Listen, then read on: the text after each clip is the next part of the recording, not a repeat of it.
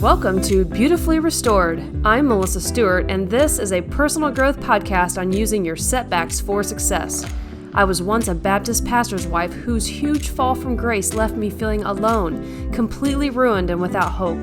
Join me as I interview people with some amazing stories of restoration. Plus, I will share my own journey of fighting back to a place in life where I now run several successful businesses, am raising two incredible kids, found love again, and no longer identify with my past mistakes. Because it's not about where you've been, it's about where you are going.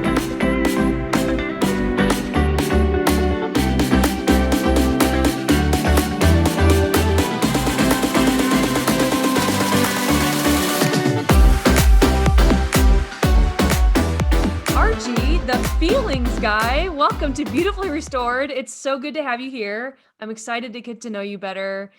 Thank you for your time today. Yeah. I'm really excited. I'm excited. Awesome. So you are the feelings guy. I know I've met you through Clubhouse, which are you loving Clubhouse or what? I am settling into Clubhouse. I've sort of found my tribe.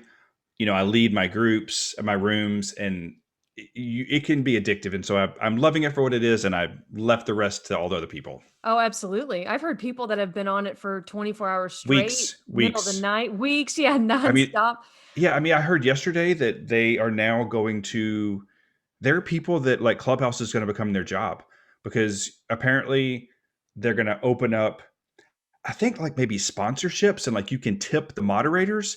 And I'm like, Wow. what? So yeah, that's not, I'm not trying to be I guess it'll be called a clubhouser. I'm not trying to be a clubhouser or a YouTuber. No. Like I'm not trying to, that's not, no.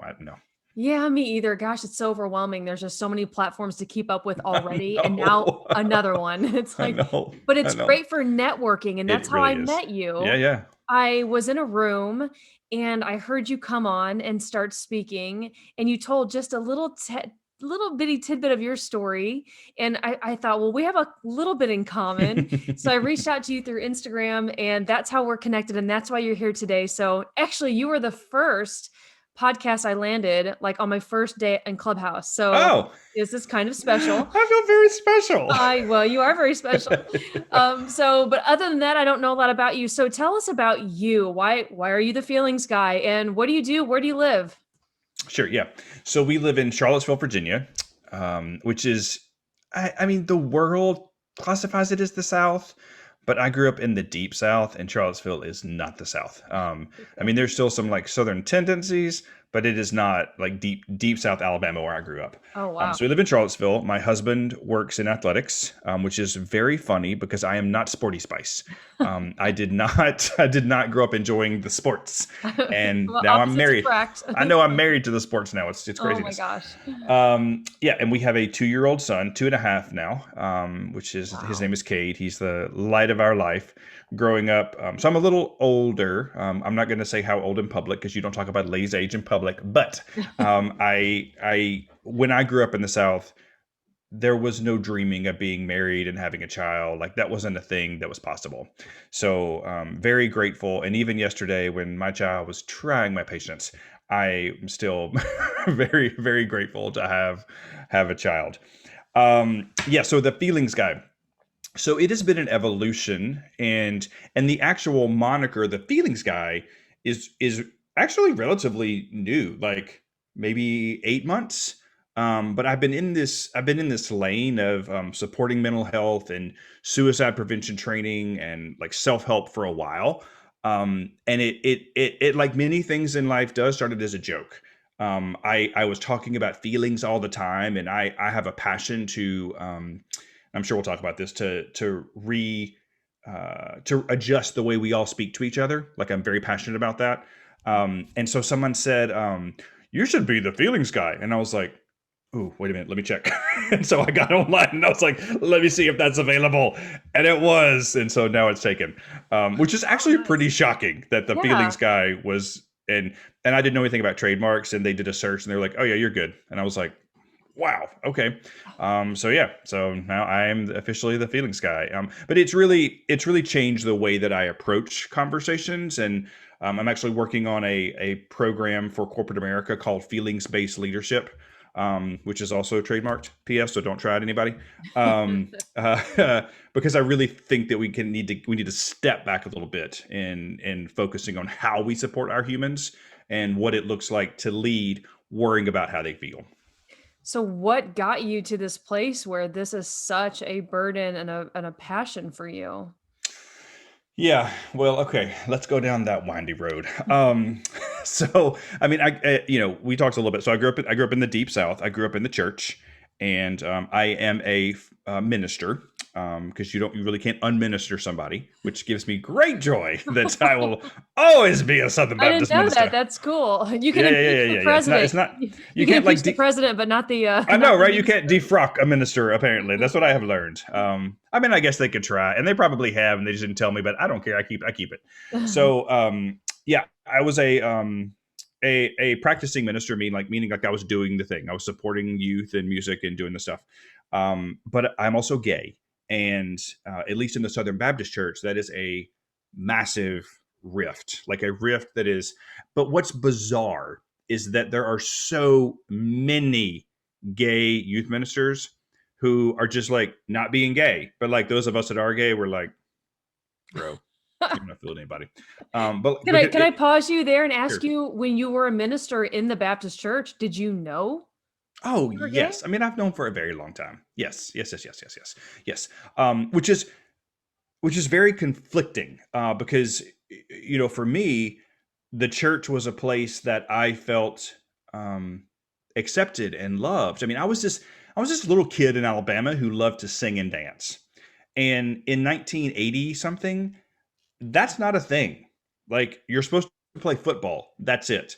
Like on the PE field, I was the football. Like I was the person they threw around and kicked around because I was this little scrawny, I don't think people even knew what gay was back then, but I was very different, and so for me to find a place um, where like there was a thriving youth choir, and when we did youth musicals.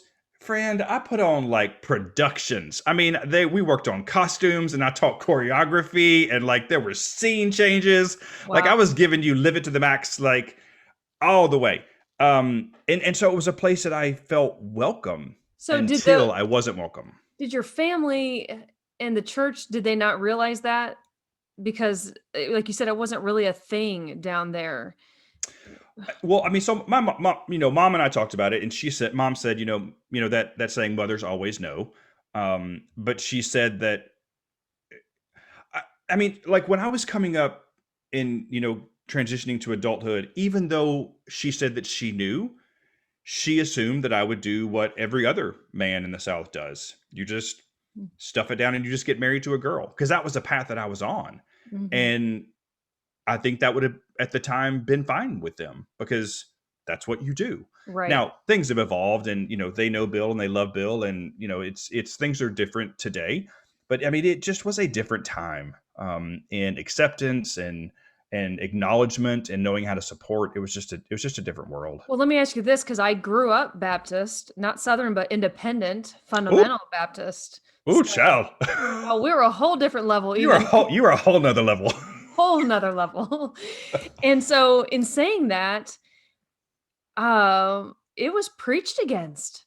Yeah. Like, I Yeah. mean, it was like Yes. hellfire, damnation, Yes. brimstone from, the fire of, I mean, Yeah. it was preached against, and it was basically taught that that is like the sin of all sins. Of all sins. Yeah. So how did Yeah. you take that in? Yeah.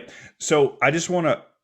So I have a friend who his podcast is all about kind of the harm that has been caused by the church, and that is traumatic. Like if anyone's listening that's not understanding the words I'm saying, it is traumatic to be sitting in a place where at that age you're stuck. I mean, what am I going to get up and leave? My parents are sitting out there. Where am I going to go to? Like I am stuck in this pew, Yeah. sweating Oh my god. because this place that like loves me has like said very clearly, you have been condemned to hellfire damnation. That is traumatic. And it, and if the church doesn't want to own that, that's on them. But like that is But what you're doing. see, Archie, what they would say is that you were under conviction of the Holy Spirit. Oh yes, girl, come on, you better preach at me. You better preach. Uh-huh. I'm not saying that, but I'm saying that's what they would say. They would say, trauma. Yep. No, you were just under conviction. You should have Yes.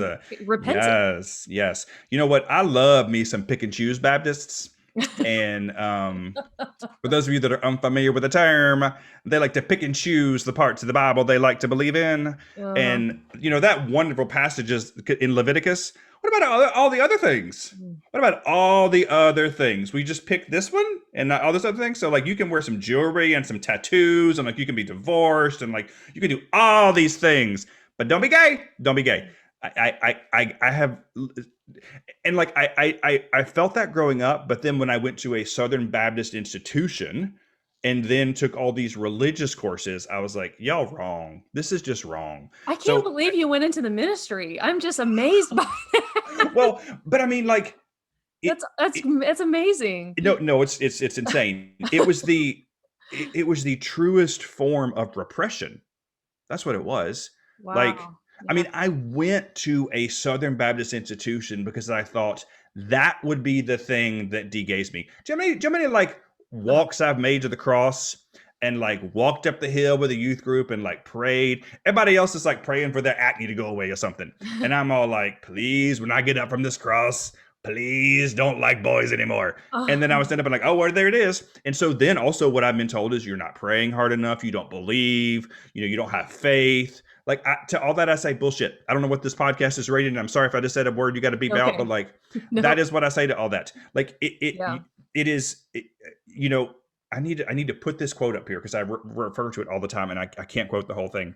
But the number of Christians who, when you ask them if can you point to where it talks about love the sinner, hate the sin in the Bible, and they're like, yeah, that's probably somewhere in Psalms or maybe it's like in one of the Gospels, and I'm like, oh, is it really? It's nowhere in the Bible. Gandhi said it, and you're even taking the quote out of context.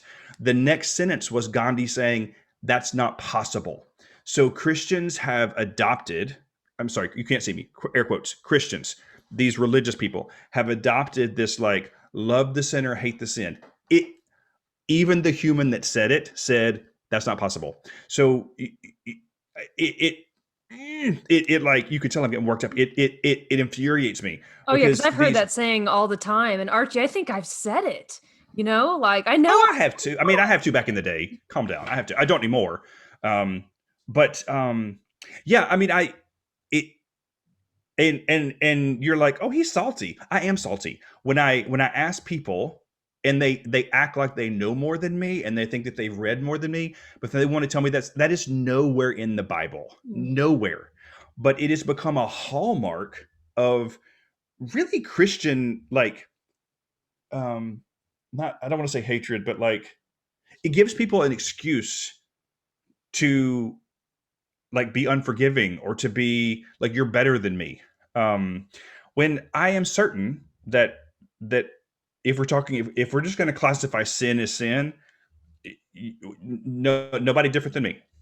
So Right. The way I always say it too, Archie, is that people don't like the way people sin differently than themselves. So mm-hmm, we're kind of choosy about our sins. mm-hmm, And well, you sin differently than I do. Like my sins are okay, but yours, mm-hmm, that's just not mm-hmm, my pick, So mm-hmm. it's really just a matter of because we all agree we all have things in our lives. And even then, like in that world, if they're gonna look at homosexuality as a sin, they're not looking at themselves in the and Yeah, so I yeah, see exactly what you're saying. It's just fascinating to me to hear from you who went on then to go into the ministry and that I can't imagine the inner torment that you yeah. felt growing up in that environment, feeling like you needed to change so badly but couldn't. Yeah, I mean, I mean, I say this jokingly, but like, it's no wonder I became a drug addict. I mean, if we want to be really honest about it, no wonder. I mean, there was so much pain and confusion and internalized homophobia. And I mean, like, there was so much inside that the first time that I tried a pill of ecstasy and it made it all go away, like, no poop that I'm going to keep doing that thing to make Yeah. it feel better How old were because you nothing when you else did that? was. What do you say?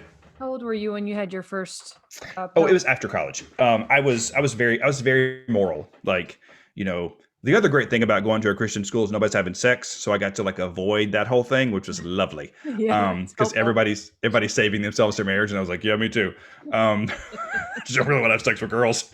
Um, so, it was after college, and Wow. Yeah. then I didn't even drink in college, which in hindsight, whatever you believe in, higher power, God, universe, whatever your thing is, that was whatever that was that you believe in protecting me. Because I believe that if I had started any earlier, Mm, I actually probably would not be here. Like, I mm, would have, driven myself into a tree, drinking.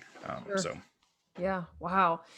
So you go through college, you get your degree, and you become a pastor, I'm assuming. Did you go into the ministry then? Did you work in like as an assistant pastor somewhere, or how did that start for you? yeah. So I was never a pastor of a church. That wasn't my jam. I was always like minister, youth minister, music minister, stuff like that. Sure. So I was actually I graduated. Yeah, I graduated. I was teaching high school in Alabama, which I didn't really want to do, but I mean, it was the thing that you do. Like, I wanted to move to New York and be a performer, but I was going to get married, and so I had this like wonderful opportunity at this high school that, I mean, first year teachers just do not get hired at. And they were like, we want you to do this thing. And I was like, oh, what is happening right now? And so I said yes to this thing.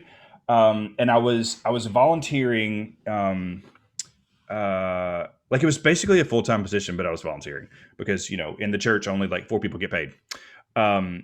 And then they found out the word kind of started spreading, and it was a true word.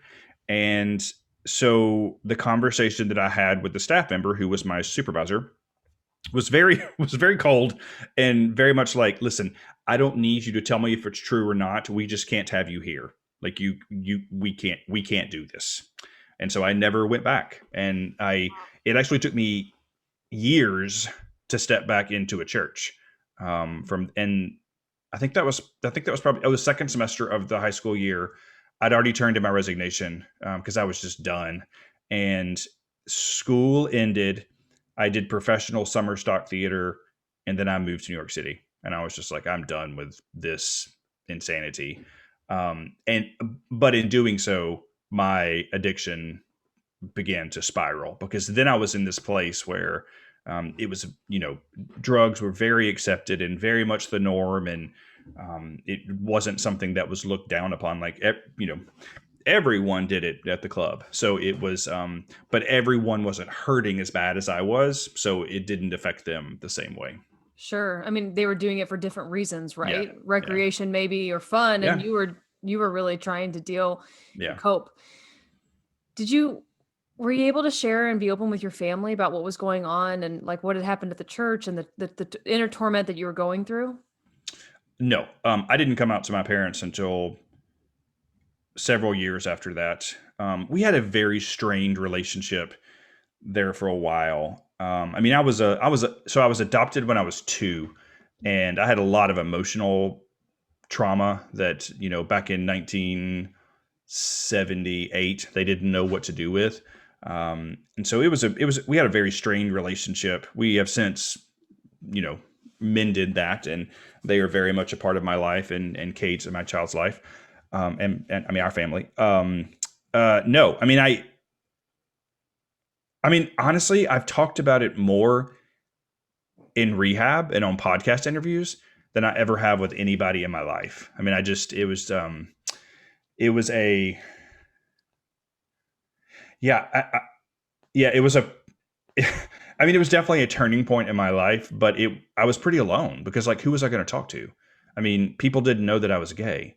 So by talking about it, I'm also admitting that this thing is real. So, I don't even remember what I told people. I think I probably just said, I'm moving to New York, so we decided to like. I'm sure I just made up something, to my friends as to why I wasn't there anymore. I mean, because you go from like being there like 3 days a week to being there not at all. Like that's how drastic it was. So. Wow.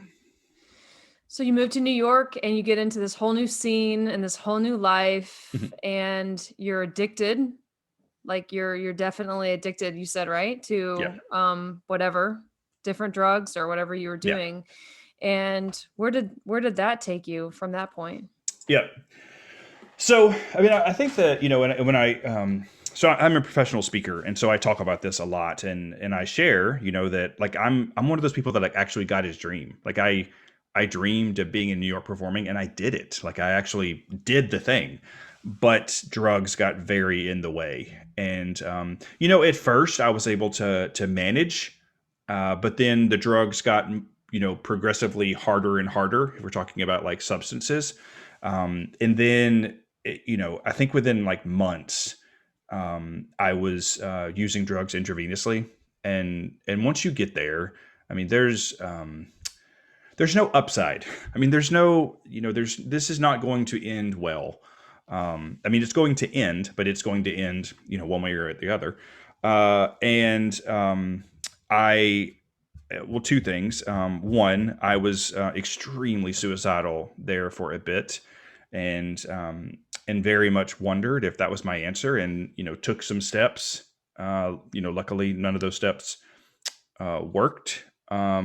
And then I also overdosed and woke up in ICU, on a machine because I had been gone for a little bit. And like looking back now, it makes me sad that when leaving the hospital that time, because I'd overdosed so many times. I mean, so many times. But not to the point that you wake up with a breathing tube down your throat. Like that's a totally different world of overdosing.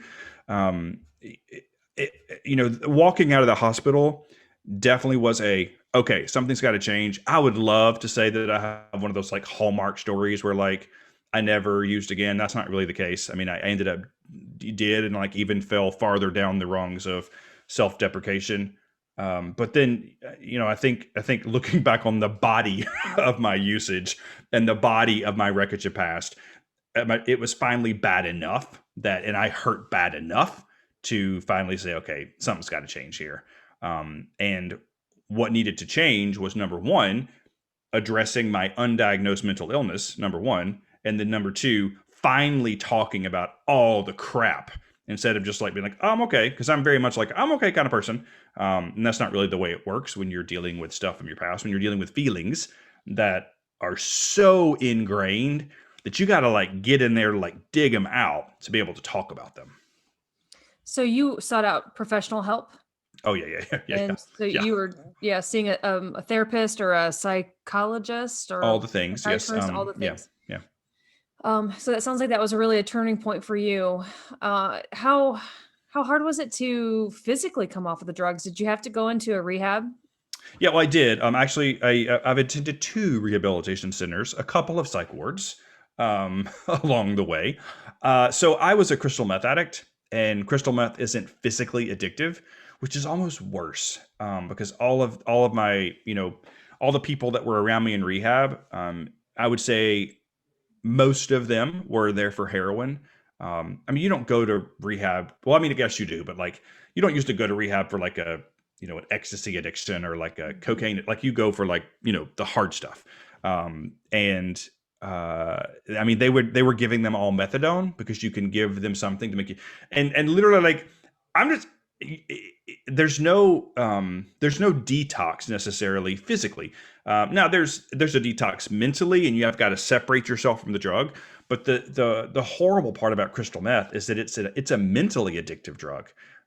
You're addicted to the mental side effects and the mental high of the drug. And yeah, so that took a bit to get all that out of my head.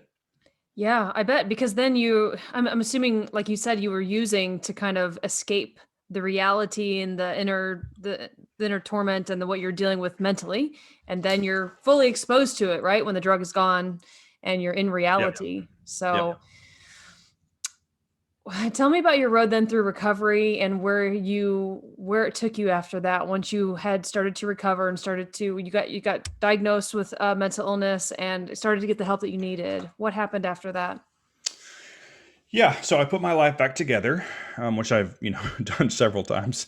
But I put my life back together and got a good job, and found a guy that loved me, and I loved him back, and we were building a life, and I sort of like took my eye off of this thing that was a problem, and they started coming to creep back in and manifesting itself in some not great ways. And so late in life, I went back to rehab, and so that was the, if we're talking about like the true surrender, that was the true surrender period when I talked about all the things, um and then did the work. And that's what I don't really think that people that are not connected to someone in recovery, or someone that's struggling with addiction or whatnot, number one, if we could just stop, we would. So keep that craziness to yourself. If we could get sober for somebody, we would. So also keep that craziness to yourself. But this is my opinion, but I think this opinion is very rooted in fact and science.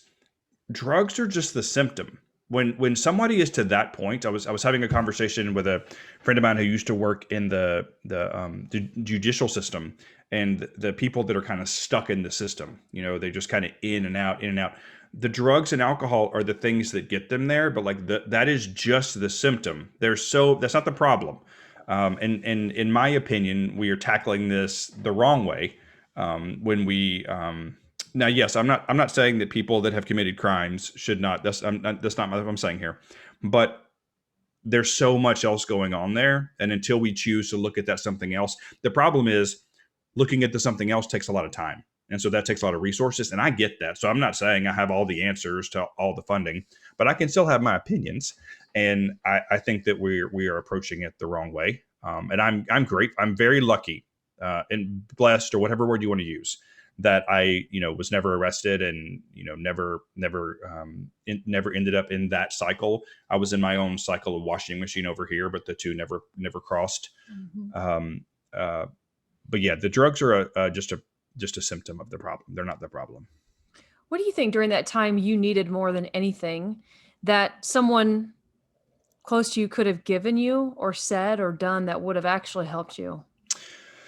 Uh, yeah, I mean, not much. But let me answer it a different way. I think that what the people in my life that chose to do this, um, it is it is really painful to watch someone destroy their life. That is painful, but that's also the greatest gift that you could give them, by staying and loving. Now, I did not say continue to give them money. I did not say keep them in your house. Like, if you need to draw boundaries for yourself, I encourage that, actually. But if you can remember that the person that you are disappointed in, the person that you're upset with, the person that keeps like hurting you, that person has a disease. So I think step one is you have to buy into the disease model of addiction. If you don't, then we're probably never going to have any conversations, because I don't know where to meet you. I don't know where to meet you on this bridge. Because if I could have just made it go away, I would. Uh, so number one, you have to accept the fact that they have a disease, and you it's the disease. It's the disease. So the person is still there. They are still hurting, and there are moments. And I my best friend Todd, we were talking about this, and we both used to live in, well, he still lives in New York, but there were moments in like every crash where I knew how stuck I was. I knew how much I needed help, but I didn't know what to do because nothing was working. Like, nothing was working. So if there's someone in your life that struggles with alcohol or drugs, you probably realize that there are like these moments that you see just like this child. Well, that's factual, because you're seeing them at the most vulnerable state that they are. That's when you need to like pour on the love and pour on the support, because that's also when they might make a choice to seek professional help. And I really believe that window is kind of short. I mean, for me, honestly, it may have been like a 12-hour window, to be really, really frank. It's usually after I'd passed out from being awake for 5 days, and I was awake, but I wasn't really awake or asleep, but that's when it hurt the most. Those like 12 hours or 6 hours or 8 hours was when it hurt the most. And so the only way that anybody's ever going to be able to be connected in that time is if they're connected. Yeah, I think unconditional love is such a powerful thing that when you have that, it's such a gift. And when we see people that are close to us going off into a terrible path and we know that it's destructive, I think just always being there Yeah. and like ready for them Yeah. is such a priceless gift for them to know that, yeah, we don't condone and we don't agree with what they're doing, but we still love them. Yep. And whenever they're ready to come back around, we are 100% there, no judgment, and just wanting to help. Yeah. Rather than a lot of people think they take that tough love to some new level of my hands are off, don't call me anymore. Then I like that's not unconditional love then. It's That's not. not, right. I like that you differentiated the fact between like that enabling, you didn't use the Yeah. word, but that's the word I That's what it think is. of, right? Yeah, That's where what it is, you're supplying them with money and Yep. maybe even a house and things like that. You can't always stay in that position with people. Mm-mm. But Mm-mm. I'm sure there's people listening to this today that are in this situation that aren't sure what to do. So that's why I thought that was really powerful for you to explain that. The scary part is that it's such a stronghold on people that, like you said, it really takes that person being ready and in that right moment to get sober. How long have you been sober now? Yeah, I need to figure out this date, which is sometimes when I do an addiction podcast, they look at me like but like I've stopped counting the things because Sure. that to me also began to be this mind thing. Mhm. But it has been several years since I've put needles in my arm. So Sure. yeah, I should look back and figure it out. Yeah, no, that's okay. I didn't need an exact date. I was just kind of curious if it's been years or Years, whatnot. yeah, So, yeah. did your family at the time know the severity of No, of the drug? no. Wow. Even when I called them, because the first time I went to rehab, I didn't really think about the date, and I ended up being in rehab over a birthday, and so they take your phone away, but I'm like, I've got to call my parents. They're going to think that I'm dead. Yeah. But then like I'm calling them from rehab. So then there was like this whole thing about, is Archie going to tell his parents? And it was so wild. Oh, So even like calling them in rehab, they still didn't know how bad it was. wow. So the So, lesson there is don't go into rehab over your birthday I or mean, it's really, a holiday. I mean, it's really not. I mean, what's kind of ironic was that like, actually, I guess a couple months ago, a friend of mine, my very first podcast guesting, his podcast is all about the journey. And so I let my mom know. I was like, "Hey mom, I'm going to send this to you a day early. You might want to listen to this because I don't know how much of this you know." And Oh, so wow. she texted me or called me like 2 days later, and she's like, "So I put my big girl panties on. I listened to the whole thing." And she was like, yep, I didn't. But she said that, she actually said, it kind of hurt. She actually kind of broke my heart. She said that she had told my aunt that there was a period there that she was just waiting for the phone call. Like she just assumed she was going to get a call that I was dead.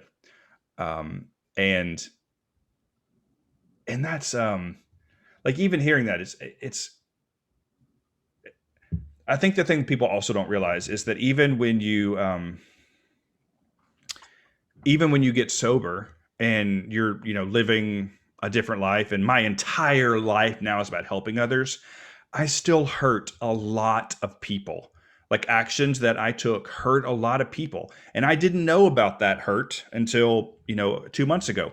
And so there's a lot that people that are in this world, you know,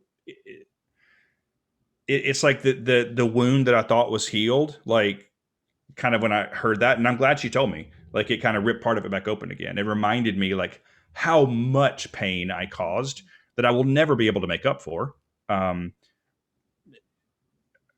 yeah. So, I say that just to, I don't know where that came from, but I say that just so that people that, if you are connected to those people that are in recovery or people that are trying, they still need your love and support, even after they put time between themselves and the drugs.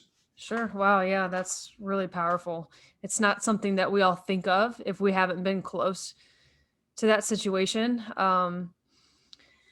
So, where, well, I know actually one question I wanted to ask before we move on from that is, do you fear relapse? Uh, I mean, sure. I mean, I think that probably, I don't know. My opinion is that, all of us are just a drink or a drug away. I think I have a lot more tools today than I used to. And although I also believe you can't get sober or stay sober for someone, I also have a little 2.5-year old in there that, is depending on his papa. Um, and so I think that also I've experienced love in a different way, love that I never thought was possible and I didn't think I'd ever have. So, which is just another tool. I think I have a lot more tools today to use.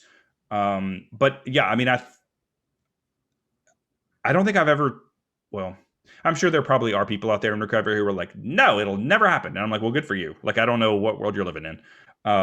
But I mean, I think sure it's always just like someone who is dieting and done really, really well, and they see that piece of pecan pie or key lime pie, the thought comes in. Like I shared on Instagram, I guess a couple weeks ago, because I really want, part of my goal in life now is to normalize addicts and normalize people with mental illness.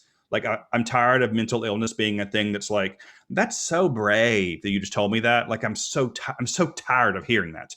Um, but I realized that maybe I'm not helping normalize the struggle. So our son was he had a cough.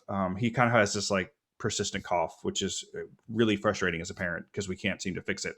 But sometimes it gets worse than others. And so I was giving him the Zarbies, the honey stuff that they can take, and you have to get it out of the thing in a syringe.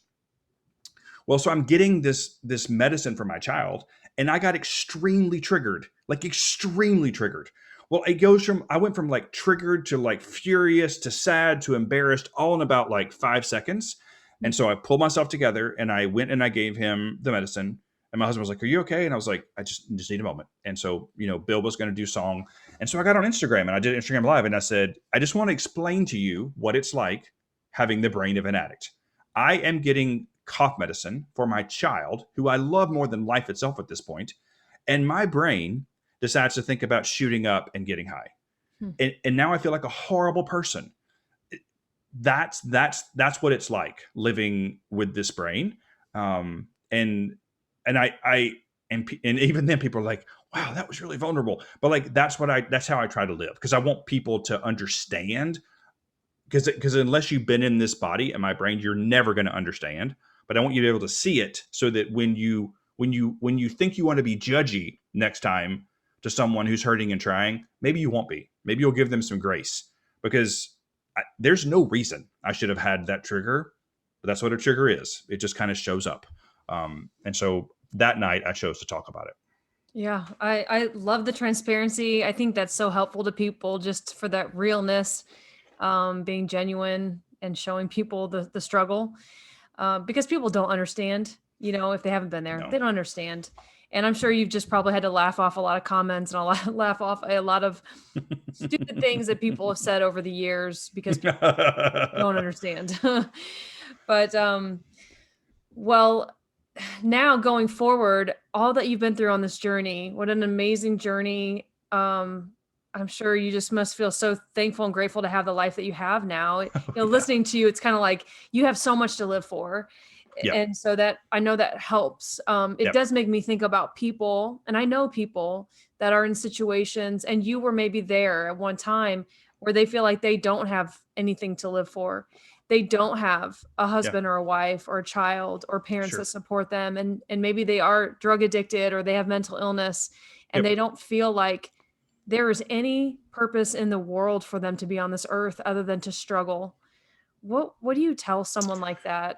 Yep. Yep. And I think that was such a great question that I never get asked, and I think that's well, we need to talk about that more, because I mean I have friends who, it just to some people in the gay community, we have what everyone wants, right? We have a relationship that we still like each other.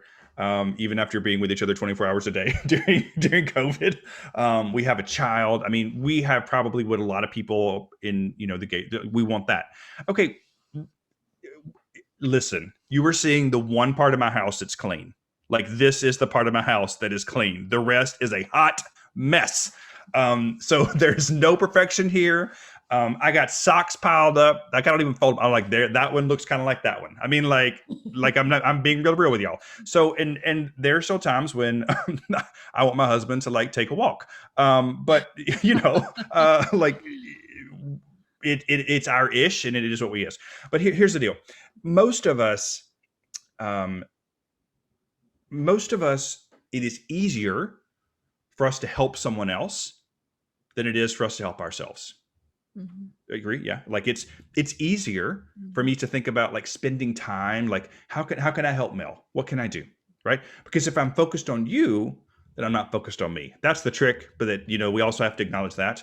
And so to someone who may be listening, or you may be connected to someone, they're like, why am I here? Okay, we are all one step further than someone else that's on the struggle, someone else that's hurting. Like, I probably, even though this is what I do professionally and I can articulate my struggle very well, I probably am not what the person who is 2 days sober needs to hear. Because let me tell you, when I was going to the meetings and they were like, "Hi, my name is Amber and I'm a grateful recovering addict," and I'm like, "Amber, take your gratitude and stuff it." Like, I did not need to hear that person. That person actually turned me off. They turned me off. Like, I needed to hear the person that was like, "I am holding on to this table," and I'm like, "Okay, yes, somebody else is in my space. So somebody else needs you to show up. So if you can't do it for yourself, do it for someone else." Like, the whole like fake it till you make it. Okay. Like, I actually think that's what that means. That like we are literally faking it to like help somebody else. Like, a friend of mine, Chris, he says that HOPE stands for help one person every day. And I think that if we can kind of move through our world and provide hope to people, then that's the miracle. So my direct answer is, you can help people, and you're helping the people that are right behind you. And here's the thing about addiction: if you happen to relapse, those people that you've helped are now at the place that they're beginning to help you. So it is whether you're in a 12-step program or not, because there are many ways to do this, it is all about the cycle and about giving back. I've never thought of it in that way. So that's a great perspective. And actually, when I asked that question, I'm thinking of someone that I know that feels that way. And it's an interesting thought to think that that person, even as in the despair that they feel, they're actually ahead of somebody else and Yeah. could Yeah. actually help someone else. And that despair, I mean, I think that social media is a wonderful thing and it's a horrible thing. But I do think that, I mean, I have seen some people on social media, and listen, I'm not suggesting you do this. I'm not suggesting you take your own path. But I have seen in some groups that I'm in some sobriety groups that I'm in, some people get on and share, like a day after use, whatever. And like, I can literally still hear the drug. I can hear it. Mm. And it is painful. It is painful. But that pain is actually helpful for me. So I'm not saying, please share your pain. That's not what I'm saying. But by somebody being vulnerable enough to get on there and share. And here's the thing too. Now when they forget how bad it was, it exists forever. Right? You can go back and see like this thing, because we have these built-in forgetters.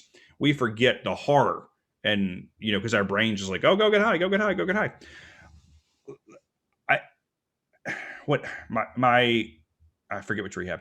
One of them. She I think the first one. This lady said, be careful of sharing your opinion because it could kill somebody. And I didn't understand that in the beginning, and now I do. And now I'm very careful what I say and what I encourage people to do, because I don't want anyone who's listening to say, "Ooh, I am in so much pain. This worked for Archie. I'm going to do this." No. I'm saying, yes, here's what worked for me. You need to go find your own path. And whenever I talk to people, I'm like, no, I'm not saying you should do that. I'm saying, here's what worked for me. But what does work for me is being vulnerable. And what also works for me is hearing other people show up as their complete vulnerable self, because not only is that helping them, I believe they're also saving lives because somebody else realizes they're not alone. This is the disease of being alone. So if you finally realize somebody else is, oh my God, somebody else feels like this, that is a magical moment of hope you've just given someone. Absolutely. I think so too.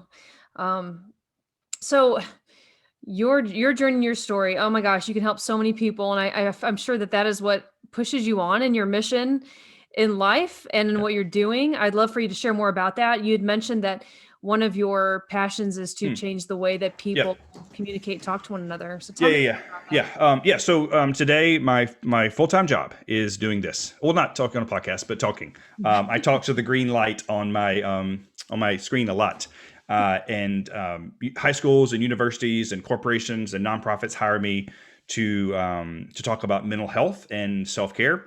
But also, I talk about addiction and what it can look like and how you can support people. So I very much stay in my mental health self care lane.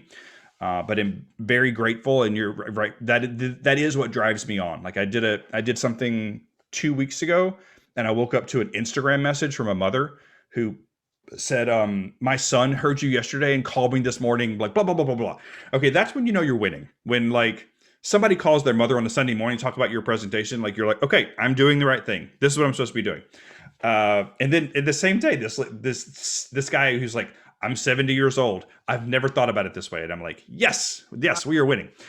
So this is what I do. But yes, I'm on a mission to reframe the way we interact with each other, because I believe that society has trained us to lie upwards of 20 times a day. When someone says, how are you doing? And you don't tell the truth, that is a lie. That is actually the definition of a lie. And we are like, I'm fine, I'm good. Like, and especially as dudes, hey man, how you doing? Good man, how are you? What's up? Not much, how are you? Like, literally nothing happened. That is just verbal diarrhea. Mhm. So I am on a mission to encourage people to start saying, how are you feeling today?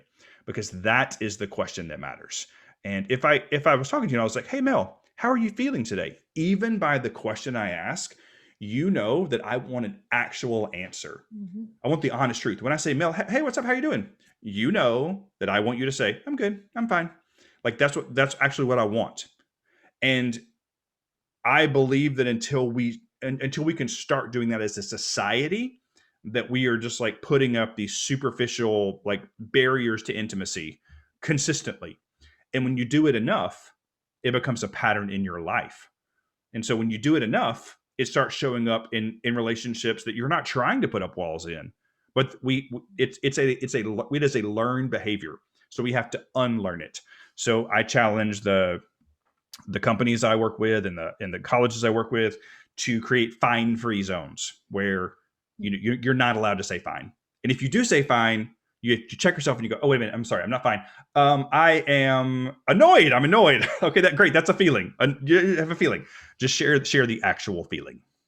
Yeah, if someone asked me how I was feeling, it would actually cause me to pause and I'd have to think Think, yeah, about yeah, how am I feeling? yeah, But if you yes. ask me just how am I or how am I doing, I'm like, yeah, good. I'm good. Yeah. You don't think about it. That's very interesting. So I like that. I do find that these small talk conversations are just so not real and nobody gets to the bottom of anything. I wonder why we do that. Is it out of habit or are we protecting ourselves, or do we feel like people honestly don't really care? I think that's the way I feel. I feel Yep. like most of the people that I talk to on a regular Yep. basis honestly don't care about how I'm doing. So Yep. All the I don't above. want to go into it because they don't really care anyway. Yeah, all the above. It is 100% a learned behavior. It is a learned behavior to protect ourselves, absolutely. But we also know that on the regular they don't really care. And actually that's when I love doing it the most. Like when, I mean, I don't really go places anymore, but back in the day when I would go to Target, or actually for me, anytime I'm on the phone, everybody's calling in now. Customer service, centers have exploded, right? So whether it's the credit card company or whoever, and they're like, "Hello, sir, can I please get your name and address, please?" And I'm like, "Well, actually, first, can we just stop and like, how are you feeling today?" And they're like, "Oh, I mean, they're so thrown, and I love it. It's not because on their script, Archie. They're I like, know, wait I a know, second, but I wait. mean, but it allows that human being to know that another human being cares about them. And then when they say, "Well, how are you feeling today?" And I'm like, "Girl, I am blessed. I am blessed." Like I'll give them all the answers, and you can hear them smiling. You can hear it. So I I I mean, I hate talking. I mean, it is true. We're in unprecedented times. Like all those words that we all keep using are very true. We need to care about each other. Like like, I don't even know you. Just because you're another human being, you have no idea what's going on in that person. And so I had a woman ask me, but she was like, "But what if I ask someone and they actually start talking?" And I'm like, "Then just listen." Like, Right. just listen. And Yeah. like, I don't care if you're late to a meeting. I don't care. Like, unless you're picking your child up from school and they're going to be standing on the curb, I don't care. Like, listen to somebody else and like actually let them know that you give a rip. Yeah. And you don't even have to have answers for them, advice, suggestions. You actually probably Honestly, shouldn't give it. Like, they you don't. shouldn't unless they would ask, but most of the time they won't. One thing I learned as my training in a coach was that people just need a good listening to. Yes. That's what Yes. one of my teachers said. He said, "People just need a good listening to because it is such a valuable and limited resource to have people in this world Yep. who are willing and want to listen to you." And it's what I do as a coach, it's what I do as a hairdresser. In my other job, I listen to people Listen. Yep. all day All the long, time. and I Yep. actually really enjoy it. But people there's not a lot of people out there that are willing to listen. Yeah. I mean, three of them, there are many variations of three, three powerful words, but I believe that three of the most powerful words we can say are, "Can I listen?" Mm, Like, can I listen? And then just shut up. mhm. Like, just be quiet. And that's the other thing that we don't do. We keep wanting to like interject and like share our opinion. Nope, nope, nope, nope. You said, "Can I listen?" So just sit there and listen. And And not like, just share opinion, you know what else people do? They interject and they share their own story. it becomes about "Oh, them. yeah, I Oh had my, cancer too." I can't. No, this You isn't about know? you. This is not about you. No, no, Exactly. no. So, wow, that's really good. I love that. I love communication. I love conversation. It kind of excites me. I love talking to people and listening to people. That's one reason why I do a podcast. Yeah. I try to tell very little about myself during this time, but listen a lot to you and whoever is my guest. So, tell me, Archie, what do you really want to be remembered for? You're the feelings guy. What do you want people to really think about you someday when you're long Mm, gone off of this earth? that's a great question. Um, I I really would. I hope that I'm remembered as someone that cared, and that truly cared to listen and cared just because. Like, there's no other reason that I cared other than just like you're a human being and I care. Mhm. So yeah. To be remembered for that would be pretty darn awesome. How can people find you? What do you got going on? You have a podcast and Yeah. you do So speaking yeah, yeah. engagements. Tell us about Well, the podcast is launching, so if you want to follow along, honestly, Instagram is the best place to find me. It's the Arch Star. I did it before I became the Feelings Guy, but if that's confusing, just go to archiecares.com and all my social media stuff is there. I'm probably on Instagram the most of anything. You just muted.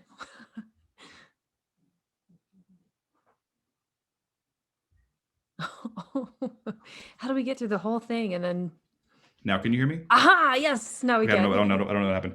Okay, so Instagram, you said you're on the most? I'm the most. But if that's confusing, go to my website, archiecares.com, and it's got my social media there. Great. That's awesome.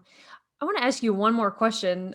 Since we talked a Sure. lot about church and God and all of that and what you've been through, are you still a believer? And how have you reconciled all of that with your faith? Do you go to church? Yep, and I muted on there for a purpose because the Oh, mailman just came and my dogs are excited. So you're going to hear some barking. that's okay. It Y'all, this is happens. real life. It is what It's it real is. life. It happens on my end sometimes too. It is what it is. I've stopped apologizing. I'm like, I'm not apologizing anymore. Nope. Yes, my husband and I found a Presbyterian church that we love and we are very welcomed in. And we actually had Cade baptized. It was kind of right before the world shut down. Mhm. And yeah, once we're all back and vaccinated again, we'll go back to church there. And it is nice to be able to be in a church where I feel like I can worship and fellowship, and I am 100% myself. And it's taken a lot of time to get there, but I'm we're there. And that's the way it should be. And I'm Yeah. really glad to hear that. I still go to church too. And I just love hearing that. I'm just glad to hear that about you. Yeah. So you are just a beautiful person and so caring and just a great presence. Thank you for coming on here and sharing your difficult story. I'm sure in many ways to go relive through it all. And you probably do it all the time with your speaking, but I have no doubt you helped people today.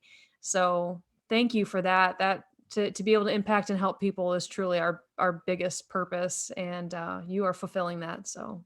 Well, thank you. Thanks for the opportunity and for the platform. And I hope that something I say helps someone today. That was the goal. I know it did. Thank you so much. If you enjoyed this episode of the Beautifully Restored podcast, I'd love for you to subscribe, rate, and give a review on iTunes. Check out my website link that I've included in the show notes to sign up for some free stuff and stay up to date on my blog and special offers. Thanks for tuning in, and see you next time.